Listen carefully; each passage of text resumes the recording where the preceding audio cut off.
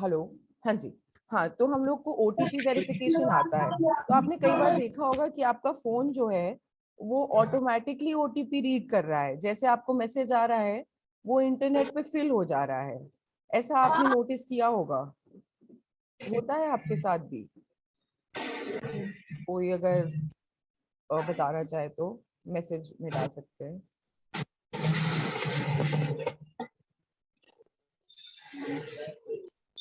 चलिए, मैं वैसे ही बता देती हूँ। तो आपका जो ओटीपी रीडिंग है उसका एक मोड होना चाहिए कि ऑटोमेटिकली नहीं रीड करेगा। जब आपका वो ऑटोमेटिकली रीड करने लगता है तो वहीं पे लिखा हुआ आता है अलाउ, उसमें आप परमिशन डिक्लाइन कीजिए। ये तो चलिए एक टेक्निकल चीज हो गई। जो मैंने नोटिस किया है, हमारे पास साइबर फ्रॉड की कंप्लेंट आती है, उसमें कई बार यही होता है कि ओटीपी आया, पता नहीं लगा, चले गए, क्योंकि फोन ऑटोमेटिकली ओटीपी रीड कर रहा है। दूसरी चीज आप जो नहीं करे, लोगों को बताना है कि नहीं करनी है, और पेटीएम को, भीम को, ये सारी एप्स को आपको परमिशन नहीं देनी है। आपको परमिशन, ऐसा एक परमिशन होती है जिसमें वो अपने आप पैसे काट सकते हैं। तो ऐसा सही रहेगा कि आप परमिशन ना दें। मतलब देखिए, एक ऐसा हमारे पास कंप्लेंट आई थी। एक शख्स थे, उनकी कोई दुकान थी, पर उनके काफी लाख चले गए, और उसके बाद हमने उनका पेटीएम का रिकॉर्ड निकाला तो उन्होंने पेटीएम को परमिशन वगैरह दी हुई थी। तो बाद में पता लगा कि उनका जो बेटा था वो कोई ऑनलाइन गेमिंग कर रहा था, ज्यादा बड़ा नहीं था, 5th 6th स्टैंडर्ड में था। तो उसकी ऑनलाइन गेमिंग के लिए वो पैसे कटते गए, ऐसे लाखों का नुकसान हो गया। शायद आप लोगों को भी क्लास वगैरह के रिलेशन में ऐसा कुछ ध्यान में आया हो कि ऐसा कुछ हुआ है। तो इससे बचने के लिए आपको अपने जो ऐप परमिशन है उसको एडजस्ट करना पड़ेगा कि ऑटोमेटिकली ओटीपी नहीं चला जाए। मेरे ख्याल से तो रीना, रीना जी शायद आपका माइक ऑन है, आवाज आ रही है। हाँ जी। अ, तो ये जो इशू है, मतलब ओटीपी वाला, वो सबसे खतरनाक है। आपको पता भी नहीं लगेगा कैसे पैसे कटते जाते हैं। जैसे पर्सनली मैं आपको एक चीज भी एडवाइस कर सकती हूँ, जो आप आगे भी पेरेंट्स को बता सकते हैं, बच्चों को बता सकते हैं, कि आप अपना जो भी प्राइमरी अकाउंट रखते हैं, एक सेफ्टी के तहत, जिसमें ऑनलाइन आपने भीम और पेटीएम और गूगल पे में डाला हुआ है, उसका जो बैलेंस है आप मॉनिटर करते रहें। है ना? ऐसा नहीं होना चाहिए कि कितना भी पैसा जा रहा है, कैसे भी जा रहा है। इस रिलेशन में एक तो होता है कि हमारे साथ कोई फ्रॉड ना हो, और दूसरी चीज होती है कि हमारा नंबर कोई फ्रॉड में ना आए। कई बार हम सिम ले लेते हैं बैलेंस के चक्कर में कि नए सिम में फ्री मिनट्स मिलेंगे या जैसा भी सिस्टम है। तो जो नया, अगर कोई भी सिम आपका खोता है, सबसे पहले आप पुलिस को रिपोर्ट करें। कई बार ऐसा होगा कि आपका सिम खो गया है और वो आगे कहीं जो क्रिमिनल्स हैं उनके पास पहुंच जाता है, पर फिर आप ही के नाम से वो लिया गया है, तो आप लायबल होंगे इस फ्रॉड के। तो आप बाकी पेरेंट्स को भी बताएं कि कभी भी कोई सिम खो जाता है तो सबसे पहले उसकी रिपोर्ट होनी चाहिए। अगर एक डीडी एंट्री कहते हैं हम थाने में, अगर एक डीडी एंट्री है कि हाँ इन्होंने रिपोर्ट किया, इनका सिम खो गया था, तो आप बच सकते हैं इस तरह से फंसने से, कि आपका नंबर अगर कोई साइबर क्राइम में यूज हो रहा है। इस साइबर फ्रॉड बेसिकली तो आप अपनी तरफ से अवेयरनेस में यही कर सकते हैं, अपना मॉनिटरिंग करें, ओटीपी वॉच करें, किसी को ओटीपी ना बताएं। अगर घर में एक ही कॉमन फोन है तो और ज्यादा आवश्यकता है कि आप थोड़े से सचेत रहें कि कौन कैसे कर रहा है। और ये आप अपने स्टूडेंट्स को भी बताएं कि मतलब ऑनलाइन ट्रांजैक्शन करना कोई बुरी बात नहीं है, अच्छी चीज है, कन्वीनियंट है, इसीलिए इंट्रोड्यूस किया गया है।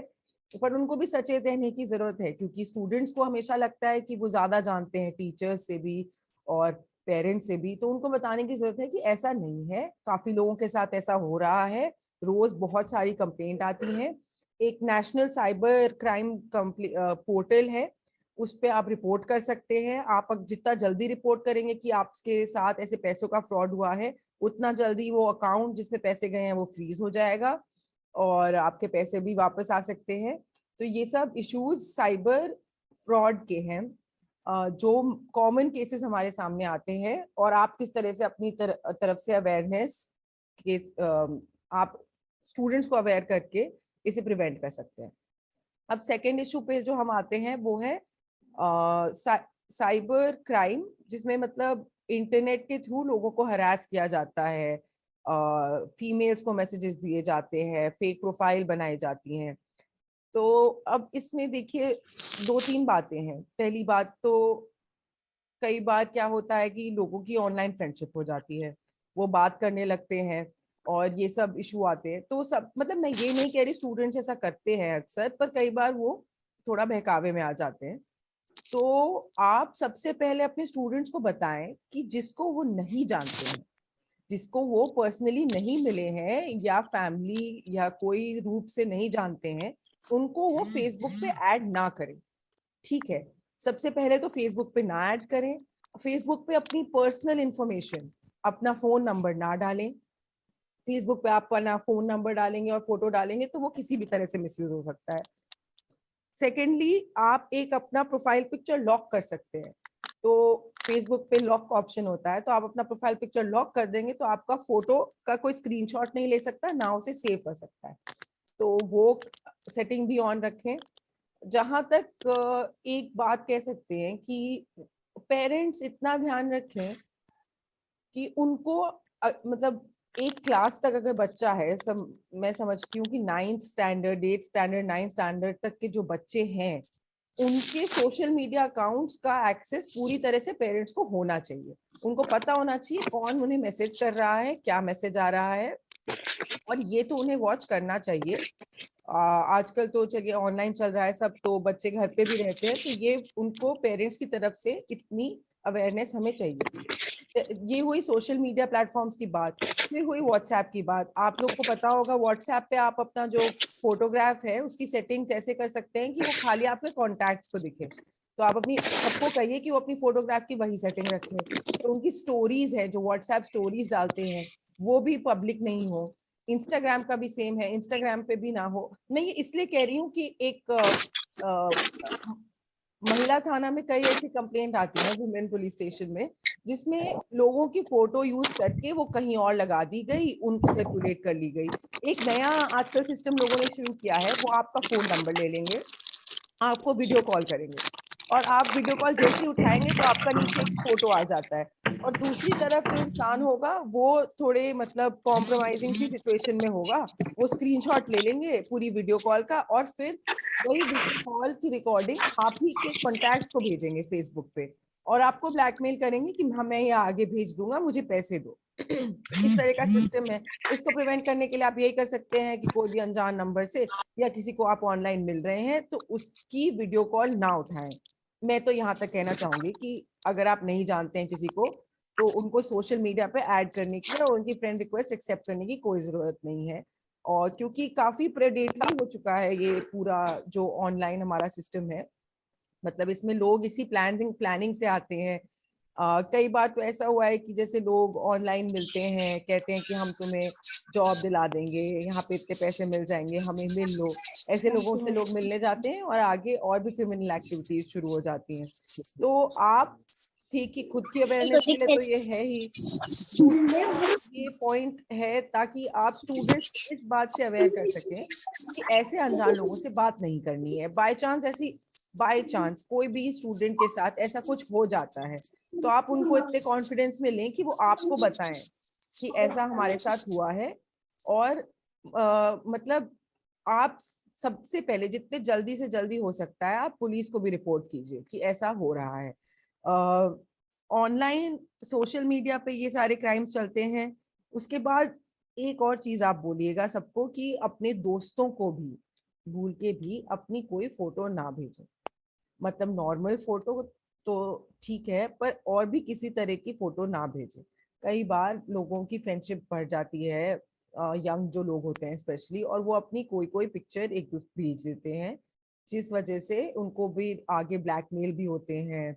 बाद में कोई इश्यूज हो जाते हैं लोगों के बीच में। तो देखिए ये तो हो गया बचने के पॉइंट ऑफ व्यू से। एक और चीज मैं आपको कहना चाहूंगी कि इशू ये है कि साइबर क्राइम को कई बार लैक ऑफ अवेयरनेस और इन सब चीजों की वजह से विक्टिमलेस क्राइम कहते हैं, जो बिल्कुल ही झूठ है। क्योंकि विक्टिमलेस इसलिए कहते हैं कि आप विक्टिम देख नहीं सकते, ये कोई चोरी या मारपीट या मर्डर नहीं है तो विक्टिम आपको दिख नहीं रहा है। पर जस्ट बिकॉज आपको विक्टिम दिख नहीं रहा है ये मतलब नहीं है कि विक्टिम है नहीं। तो इस वजह से जो लोग साइबर क्रिमिनल भी हैं, ये कोई ऐसे लोग नहीं है जो एकदम क्रिमिनल टाइप के लोग हैं। आप देखेंगे, मतलब मैंने रियलाइज करा, जैसे अधिकतर केस में जिसमें स्पेशली साइबर स्टॉकिंग हो रही है, साइबर बुलिंग हो रही है, कोई महिला को कोई परेशान कर रहा है, उनके जानकार ही निकलते हैं। और जब आप उनसे बात करेंगे तो आपको रियलाइज होता है कि वो मतलब उसको बड़े नॉर्मल तरीके से ले रहे हैं, उनके हिसाब से ये उतना कोई संगीन अपराध नहीं है। पर ऐसा नहीं है, बहुत ही सीरियस क्राइम है और लीगली भी इसको बहुत सीरियसली ट्रीट किया जाता है। तो आप अपने स्टूडेंट्स को ये वाली अवेयरनेस भी करें कि आपको अपने साथ ऐसा होने से रोकना तो है ही, और उनको ये रियलाइज कराइए कि अगर वो कभी भी कोई भी ऑनलाइन प्लेटफॉर्म पे या कोई भी डिजिटल प्लेटफॉर्म पे किसी को कुछ कह देते हैं, किसी को कुछ भेज देते हैं, तो वो हमेशा हमेशा के लिए स्टोर हो जाता है। आप कुछ भी डिलीट नहीं कर सकते। हमारे पास, पुलिस के पास और एडमिनिस्ट्रेशन के पास इतने टूल्स हैं कि वो जाके इन लोगों को ढूंढे, और मतलब हम कुछ भी रिकवर कर सकते हैं। Deleted WhatsApp chat, deleted Facebook page, किसी से भी रिकॉर्ड लिया जा सकता है। और उनको अगर ये लगता है कि वो ऑनलाइन कुछ पोस्ट करके डिलीट कर सकते हैं, तो ये बहुत बड़ी गलतफहमी है। आप अपने स्टूडेंट्स को ये अवेयरनेस जरूर दिलाइए, खाली ये नहीं कि किस तरह से बचना है, इस ये भी कि अगर वो कभी भी किसी को परेशान करते हैं, अपने क्लासमेट को बुली करते हैं, कोई मैसेज करते हैं। फेसबुक पे एक और कल्चर है कि बड़े हेटफुल से मैसेज डाल देते हैं, हम किसी की फोटो के बारे में कुछ गलत लिख देंगे, कुछ जैसे हम कहते हैं ना कि कोई ऐसी स्पीच वगैरह पोस्ट कर देंगे जिससे लोगों के बीच में लड़ाइयां बढ़े। इस तरह की भी काफी कंप्लेंट आती हैं। आपको लगता है आप फेक अकाउंट बना देंगे और उससे हो जाएगा, ऐसा कोई सिस्टम नहीं है। फेसबुक पे कुछ भी पोस्ट होता है, हम लिंक लेते हैं, फेसबुक से मांगते हैं डिटेल, हमारे पास आईपी एड्रेस आ जाता है और मोबाइल नंबर आ जाता है। तो साइबर अपराध करके बच पाना एकदम नामुमकिन है। तो मैं आपको ये इसलिए बता रही हूँ क्योंकि ऐसा नहीं है कि हमारे स्टूडेंट्स परेशान हो रहे हैं तो कोई बाहर एक आदमी बैठा है जो क्रिमिनल टाइप का है, जो परेशान करने के लिए बैठा है। कई बार ऐसा भी होता है कि वही क्लास में एक स्टूडेंट होगा जो परेशान कर रहा है, वही आस पड़ोसी होगा, अधिकतर तो जानकार, काफी टाइम जानकार भी हो सकते हैं। तो आपको अपने स्टूडेंट्स को ये भी बताने की जरूरत है कि भाई ये क्राइम है। जस्ट बिकॉज आप ऑनलाइन कर रहे हो और आपको ऐसा लग रहा है कि आप अनोनिमस हो और आपके बारे में कोई जानता नहीं है, कोई अलग प्रोफाइल है, ऐसा बिल्कुल भी नहीं है। और वो हमेशा पकड़े जाएंगे। और उनको, आप स्पेशली यंग एज से जब बच्चों को हम बताना शुरू करेंगे कि ये एक नए तरह का क्राइम है और ये उतना ही बड़ा क्राइम है जितना कुछ और, गली में जाके मारपीट करना, चोरी करना जिस तरह का क्राइम है, उसी तरह का क्राइम ये भी है। तो उनको एक तरह की अवेयरनेस बढ़ेगी कि हाँ, ऐसा नहीं करना है, ऑनलाइन कोई भी गलत काम नहीं करना है। कोई भी गलत काम करने पे आप सबसे जल्द से जल्द पकड़े जाएंगे। तो वैसे अगर हम टेक्निकल तरीके पे जाएं तो काफी तरह के साइबर अटैक होते हैं। फिशिंग होती है, विशिंग होती है, काफी चीजें होती हैं। जैसे आपको ईमेल आपका हैक हो सकता है, आपका पासवर्ड हैक हो सकता है। पर मेरा मानना है कि ये काफी टेक्निकल चीज है। और किस तरह के अटैक्स होते हैं, साइबर अटैक, इसके बाद इसके गहराई में जाने की बजाय हमें ये देखना चाहिए कि हमारे साथ क्या क्या हो सकता है। आपके साथ सोशल मीडिया पे कुछ क्राइम हो सकता है, आपको एक कोई ईमेल आ सकती है। ऐसे ईमेल पे कई बार कोई लिंक आए तो आप मत उसको ओपन कीजिए। आपको कई बार कुछ मैसेजेस आएंगे, आप ध्यान से देखेंगे तो वो, जैसे आपको एसबीआई लगेगा कि एसबीआई का मैसेज आया है, पर वो एसबीआई का मैसेज नहीं होगा, वो SBIY होगा। हम जल्दी जल्दी में पढ़ते हैं, हम देखते नहीं है, तो हम उस लिंक पे क्लिक कर देते हैं। आप अपने फोन से कोई भी ब्लू कलर के लिंक पे ना क्लिक करें, ठीक है। आपको जब ओटीपी पे लिखा आता है तो उसमें आता है लिखा हुआ do not share, do not click on links. आपको अगर गूगल पे है तो आप देखेंगे कि कोई आपको एक लिंक आ रहा है, उस पे गूगल पे ही लिखा है। अब ध्यान से देखेंगे कि तो गूगल की स्पेलिंग GOGL होगी, पर आप जल्दी जल्दी में पढ़ेंगे तो दिखेगा नहीं। तो मेरे तो एडवाइस ये है कि ऐसे कोई SMS आए तो आप अचानक से लिंक पे मत क्लिक कीजिए। कोई अनजान उससे फोन आए तो उनको इस तरह से मत उठाइए। और जब कुछ हो जाता है, सबसे इंपॉर्टेंट है जल्दी से जल्दी रिपोर्ट करना। ऑनलाइन जो साइबर क्राइम पोर्टल है, सबसे पहले तो आप उस पर रिपोर्ट कीजिए। उसके बाद देखिए, मैं आपको ये भी बताना चाहती हूँ कि इस, जैसे कोई क्राइम होता है तो हमेशा उसका एक ज्यूरिसडिक्शन बनता है ना। जैसे आप कहते हैं कि चलिए यहाँ पे लड़ाई झगड़ा हुआ या यहाँ पे रहते थे, यहाँ पे हुआ, अब इसमें क्या हो गया कि जो आपके साथ साइबर फ्रॉड कर रहा है वो कहीं और बैठा है, आपका बैंक अकाउंट कहीं और है, आप रहते कहीं और हैं। तो साइबर क्राइम में आपका राइट है, जहां भी आपको रहते हैं, जहां कन्वीनियंट लगे, उस पुलिस स्टेशन में जाके रिपोर्ट कीजिए और वहीं उनको कार्रवाई करनी पड़ेगी। ऐसे कोई जुरिस्डिक्शन का इशू नहीं आता है इसमें, क्योंकि ये कहीं भी हो सकता है। अब मैं करनाल में रहती हूँ, मेरा बैंक अकाउंट अगर फर्ज कीजिए नई दिल्ली का है, और मेरे साथ जो क्राइम हो रहा है वो कोई जयपुर का व्यक्ति कर रहा है, तो मैं करनाल में रिपोर्ट कर सकती हूँ। और आपको वहां जाके कोई कहे कि ऐसा नहीं कर सकते हैं, तो आप उनको बताइए कि ऐसा नहीं है, साइबर क्राइम कहीं भी रिपोर्ट हो सकता है। ये सारी बातें मैं चाहूंगी कि आप अपने स्टूडेंट्स के साथ शेयर करें। और आपके जो भी क्वेश्चंस हैं अब आप पूछ सकते हैं, या तो आप टाइप कर लीजिए, मैं यहीं पे देख लूंगी, या आप अपना माइक अनम्यूट करके पूछ सकते हैं।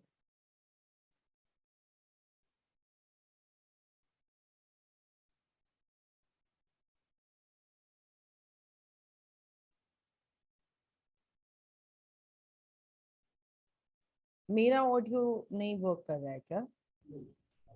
कर रहा है ना? अच्छा, नहीं, सुशील कुमार जी क्यों बोल रहे हैं? आप एक काम कीजिए, अगर आपको कोई क्वेश्चन है तो आप टाइप कर दीजिए।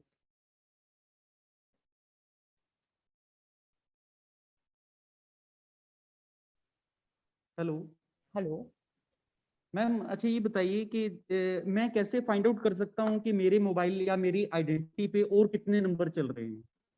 कई बार ऐसा होता है मैं अपनी आइडेंटिटी कहीं और दे रहा हूँ और मेरे नाम से कोई और नंबर इशू करवा ले, तो मैं कैसे फाइंड आउट कर सकता हूँ कि मेरी आइडेंटिटी पे कितने और नंबर चल रहे हैं। देखिए, अब जो लेटेस्ट नॉर्म्स हैं उसके हिसाब से तो आपके वहां जाए बिना आपके आईडी पे कुछ चल नहीं सकता। आपने अगर अभी कोई सिम इशू कराया होगा तो आपने देखा होगा, एक केवाईसी प्रोसेस होता है, तो जी वो मैम। आपका फोटोग्राफ भी वहीं लेगा सिम की शॉप पे। और क्या अगर आपको स्पेसिफिकली इसमें इशू आ रहा है, आपको अगर डाउट है कि कोई और ने आपके आईडी पे लिया हुआ है, तो जो आपका आईडी है उससे आपको स्पेसिफिक कंपनी से पूछना रहेगा। जैसे आइडिया हुआ तो आइडिया से ये एयरटेल से, कि इस पे कितने सिम कार्ड इशू हैं। पहले अगर हुआ हो तो अलग बात है, बट अब जो है पिछले 1.5 साल से बिना आपके सिम वाले की दुकान पे गए हुए आपका फोटो नहीं लिया जा सकता। और अगर आपका जब तक आप प्रेजेंट नहीं है आपका फोटो नहीं लिया जा सकता, तो फिर उस पे और सिम्स भी नहीं इशू हो सकते। अगर आपने पर्सनली अपने आईडी पे कोई और सिम लिया है, आपको वो नंबर पता है, तो आप उसको रिपोर्ट कर सकते हैं। इनफैक्ट आप एक एक कहते हैं सिम कंपनी से रिक्वेस्ट भी कर सकते हैं कि मेरे आईडी पे कोई और नंबर लिया गया हो या मेरे नाम पे कोई और नंबर लिया गया हो, तो मुझे इन्फॉर्म कीजिए। Okay ma'am, thank you. हाँ जी, वेलकम।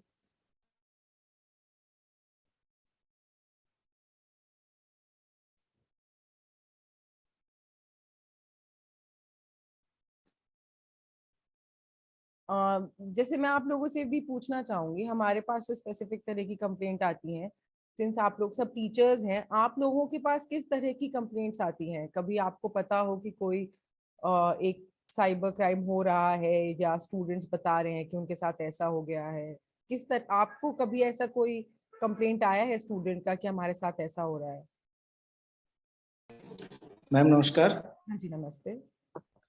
रिसेंटली जैसे अभी ये कोविड के टीकाकरण हो रहे हैं, इसके रिगार्डिंग काफी कॉल्स आती है मैडम। भाई आपका ये सेकंड डोज लगनी है, हम आपको लिंक कर रहे हैं, आप अपना रजिस्ट्रेशन हो गया है, आप ओटीपी आएगा वो बताइए हमें। तो ये काफी फील्ड में इस तरह के काफी मैसेजेस आ रहे हैं। या जर्नली फ्रॉड भी हो रहा है, ऐसी टीमें बना के गाँव में जा रहे हैं, अपना एक लैपटॉप ले जाते हैं, भाई आप अपना अंगूठा लगाइए, आपका रजिस्ट्रेशन हो जाएगा, कल टीमें आएगी। इस तरह के भी फ्रॉड रिसेंटली कोरोना काल में तो बहुत ज्यादा बढ़े हैं मैम। ठीक बात है। कोरोना के टाइम में देखिए, जैसे मैं पर्सनल आपको बता दूं, जैसे मेरा वैक्सीनेशन हुआ था, तो पहली बात तो आप आरोग्य सेतु ऐप डाल दी अपने, इंस्टॉल कर लीजिए। तो आप कभी भी कोई भी वैक्सीनेशन के लिए एलिजिबल होते हैं तो आपको आरोग्य सेतु के थ्रू आ जाएगा। बाकी आपने सही कहा कि कोविड के टाइम में ये वाला फ्रॉड भी बढ़ रहा है। आपके फोन पे कोई भी ओटीपी आता है, कोई भी लिंक आता है कोविड रिलेटेड, आपको उस पर क्लिक करने की जरूरत नहीं है। और ऐसा कोई अगर कैंप वगैरह लगाने कोई आ रहा है, तो सबसे आसान है कि आप अपने एरिया के थाने को एक बार इन्फॉर्म कर दीजिए कि यहाँ पे लोग आए हैं, कह रहे हैं कि ये कोई कोविड का कैंप लगा रहे हैं, और आप वेरीफाई करवाइए। तो आपका वहां से ये वेरीफाई हो जाएगा कि ये कुछ हो रहा है या नहीं। और जनरली कोविड वैक्सीनेशन का ऐसा सिस्टम तो नहीं है कि आपको एक दिन पहले रजिस्टर करना है। आप जिस दिन रजिस्टर करेंगे उसी दिन हो जाएगा। और इसके रिलेशन में कोई भी ओटीपी वगैरह शेयर नहीं करें। आपने काफी सही पॉइंट रेज किया है। कोविड के वैक्सीनेशन या कोविड के बारे में आपको जो बताते हुए ओटीपी लिंक आ रहा है उसको आप मत फॉलो कीजिए। अपनी तरफ से आपको सावधान रहने की जरूरत है। और ऑफिशियल गवर्नमेंट वेबसाइट्स पता लग जाती हैं .gov.in .nic.in, इन्हीं डोमेन नेम से रहेगी आपका। जब तक वो डॉट, जैसे अभी आप देखेंगे आरोग्य सेतु जो आपको ऐप पे ले जाता है वो है ministry of health and family welfare की।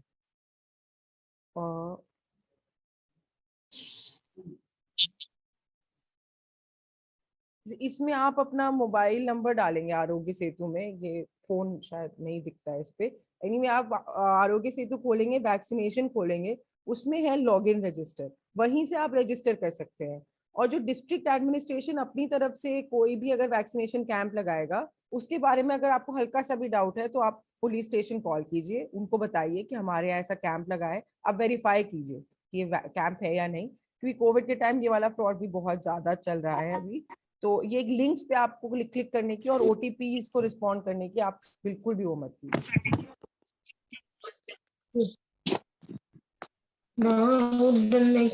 मेरा गाड़ी नहीं चलो मम्मी आ रही है। कोई शायद इसका माइक ऑन है। और वो कपड़े भी देने कुमार का माइक ऑन है।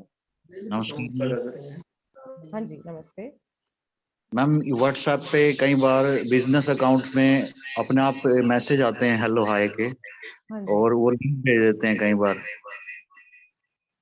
और वो क्या देते हैं? लिंक भेज देते हैं कई बार हेलो हाय करके। हाँ, हमें हाँ। पता नहीं होता कई बार कि वो हमारे नॉन है या नॉन है, तो कई बार हम क्लिक भी कर देते हैं। हाँ जी सही बात है। ये बिजनेस अकाउंट वाले देखिए ये भी एक इनका एमओ मोडस ऑपरेंडी टाइप है, क्योंकि बिजनेस अकाउंट में कई मोबाइल फोन डाल सकते हैं। तो आपके पास वो कोई और से सेव्ड होगा, उन्होंने अगर कोई दूसरा मोबाइल उससे लिंक हो गया तो ये एक आप प्रिंसिपल तो बना के चलिए कि कोई अननोन जो लिंक है वो क्लिक ही नहीं करना है ना। आप कोई भी लिंक को क्लिक करेंगे तो मतलब कहीं पे भी वो लीड कर सकता है। बिजनेस अकाउंट है, आप एक बार लिंक, कोई भी लिंक पे क्लिक करने से पहले एक बार मैसेज कर दीजिए कि आप कौन हैं, मैं आपको कैसे जानता हूँ, इस तरह का जो सिस्टम है। कई बार वो आपको न्यूज लगेगा, लिंक को देख के लगता है कि कोई न्यूज है, आप उस पर क्लिक करेंगे, आप ही के मोबाइल फोन पे एक बग इंस्टॉल हो जाएगा जिससे वो कभी भी आपका कैमरा खोल सकते हैं, जो मर्जी कर सकते हैं। मतलब इस तरह की चीजें तो मैंने खुद ने देखी हैं। तो ऐसे कोई भी लिंक को आपको एक्सेस, और एक चीज और है, अगर आपको ऐसा कुछ लग रहा है कि मतलब ये कोई इम्पोर्टेंट चीज है, हो सकता है, तो आपको खोलने की जरूरत है। जैसे कई बार मुझे भी आता है अननोन नंबर से, मुझे उठाना मतलब करना पड़ता है क्लिक, तो आप वो लिंक कॉपी क्लिक मत कीजिए, कॉपी कीजिए, खुद को ईमेल कीजिए और अपने कंप्यूटर पे खोलिए। देखिए कंप्यूटर पे खोलने से वो जो फोन रिलेटेड क्राइम है ना, जो ओटीपी वाला क्राइम है, आपके पर्सनल कॉन्टैक्ट्स का क्राइम है, वो खत्म हो जाएगा। आप कंप्यूटर पे खोलेंगे, कंप्यूटर से तो आपका कोई बैंक अकाउंट भी लिंक नहीं है, कंप्यूटर पे आपकी ये वाले डिटेल्स भी नहीं है, तो आप उससे खोलेंगे तो आपको पता लग जाएगा। कई बार मैम एप्स भी डाउनलोड हो जाती है अपने आप। अच्छा, एप्स आपके अपने आप डाउनलोड हो जाती हैं? तो अगर आपके पास एंड्रॉइड फोन है, जनरली आईफोन में तो नहीं होता है, जैसे मेरे पास एंड्रॉइड फोन है, इसमें आप ऐप से नोटिफिकेशन डालेंगे तो एक चीज आती है, जब आप प्ले स्टोर खोलेंगे, आप ऐप्स जनरली प्ले स्टोर से डाउनलोड करते हैं, कि डू नॉट इंस्टॉल है। उसमें ऐसा है कि कोई भी एक सेटिंग्स है, मैं आपको जाती हूँ कि दिखाती हूँ। प्ले स्टोर पे जाएंगे,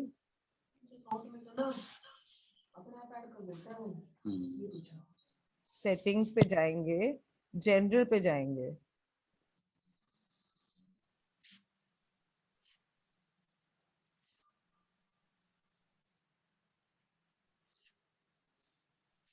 हाँ आप प्ले स्टोर पे गए, सेटिंग्स पे गए, जनरल सेटिंग्स पे गए, तो इसमें आता है कि ऑथेंटिकेशन में आता है कि बायोमेट्रिक ऑथेंटिकेशन। एक तो मतलब दोनों चीजें हो जाएंगी इसमें। आपका अगर वो फिंगर टच वाला है तो बायोमेट्रिक आएगा, नहीं तो कोई पासवर्ड डाल सकते हैं। हर बार ऐप इंस्टॉल होने से पहले आपसे आपके फोन का पासवर्ड मांगेगा। सेकेंडली, इसमें आप कीजिए कि only Google play store apps will be installed. तो इसमें क्या होगा कि अगर कोई भी एक क्या होता है कि कोई भी ऐप बनाता है तो उसको गूगल पे रजिस्टर करना पड़ता है। तो अगर उसको अपनी ऐप पे गूगल प्ले स्टोर पे डालनी है तो वो रजिस्टर्ड होगा, और उसका एक थोड़ा वेरिफिकेशन भी होता है, थोड़े पैसे भी लगते हैं। तो जनरली अगर गूगल प्ले पे कोई ऐप है तो फिर भी सेफ है। कोई लिंक, इससे क्या होगा, आपको कोई लिंक आएगा तो उससे कोई ऐप इंस्टॉल नहीं होगी। तो आप अपने फोन के साथ ना, देखिए आजकल अवेयरनेस तो बढ़ी हुई है, आप अपने फोन के साथ थोड़ा सा टाइम स्पेंड कीजिए।